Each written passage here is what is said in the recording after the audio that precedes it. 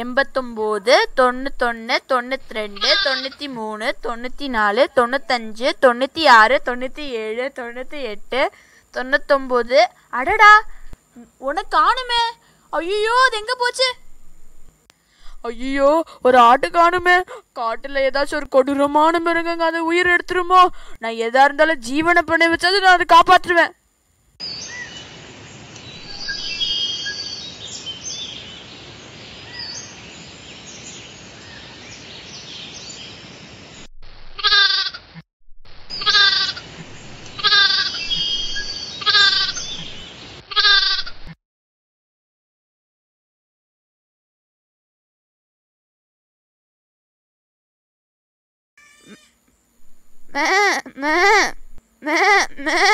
ஐயோ, எங்க போச்சு?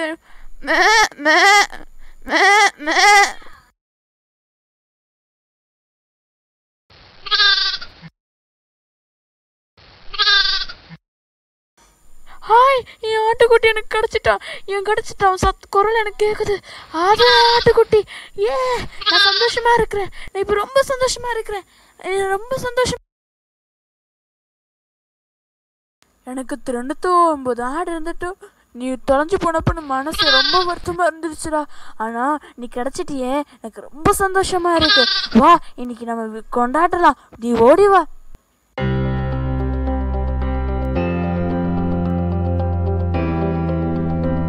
மனிதன் ஒரு ஆடு காணாம போய் அது திரும்ப கிடைத்தவுடன் எவ்வளவு சந்தோஷம் அடைகிறான்.